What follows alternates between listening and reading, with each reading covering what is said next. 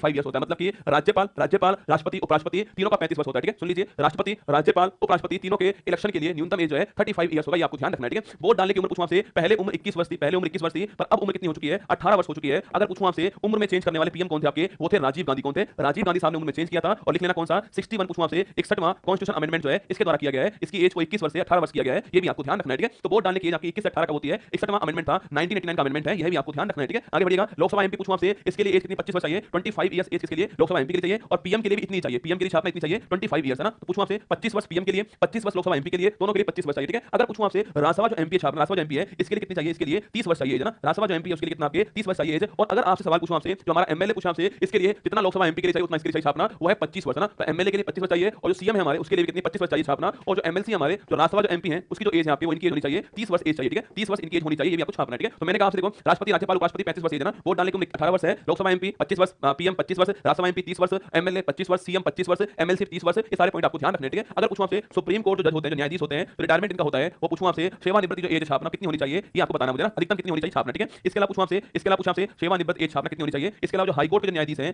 इनकी कितनी, हाईकोर्ट जो न्यायाधीश हैं इनकी जो सेवानिवृत्ति एज है वो कितनी होनी चाहिए, ये भी आपको बताना है। ठीक है, तो सुप्रीम कोर्ट पूछूं आपसे कितनी आपके सुप्रीम कोर्ट छापना 65 ईयर्स है ना, 65 ईयर्स आपके सुप्रीम कोर्ट। ठीक है, और 62 वर्ष छापना आपके ये हाई कोर्ट है। सुप्रीम कोर्ट 65 वर्ष हो गया, और जो आपके हाई कोर्ट है कितना आपके 62 वर्ष हो चुका है, ये आपको ध्यान रखना है। ठीक है, तो ये सारे एज आपके सामने यहाँ पर हो गए, सारी महत्वपूर्ण खबरें हैं। और एक बात और बताओ मुझे, सरपंच के लिए बताओ, सरपंच जो है सरपंच के लिए कितनी एज चाहिए? सरपंच के लिए एज क्या होनी चाहिए छापना? सरपंच हो प्रधान हो, सरपंच हो प्रधान हो, इसके लिए एज कितनी होनी चाहिए वो आपको छापना है। ठीक है, सरपंच या प्रधान पूछूं आपसे, इसके लिए एज कितनी होनी चाहिए वो आपको मुझे बताना है। ठीक है, बताइए इसका आंसर क्या होगा? सरपंच जो प्रधान है उसके लिए एज कितनी होनी चाहिए ये आपको छापना है। ठीक है, और अगर पूछूं आपसे सब इंस्पेक्टर जो है, अगर पूछूं आपसे जो एसआई जो है, सब इंस्पेक्टर जो है इसके लिए क्या होना चाहिए? ठीक है, इसके लिए क्या होना चाहिए ये भी आपको बताना है। ठीक है, तो एसआई जो होता है जिसे हम लोग थानेदार बोलते हैं, क्या बोलते हैं? थानेदार बोलते हैं। भाई साहब मतलब दोस्तों जो रील बनी है ना इस गाने के ऊपर कि मेरा बालम थानेदार चलावे जिप्सी, का चलावे जिप्सी, राजस्थान में भाई साहब ऐतिहासिक काम हुआ है, ऐतिहासिक ही हुआ है ना। मतलब आपने काम तो बहुत सुने होंगे पर राजस्थान टाइप के काम आपने नहीं सुने होंगे, यहाँ पर ऐतिहासिक ही होता है, या तो होता ही नहीं है या होगा तो ऐतिहासिक टाइप का काम होता है।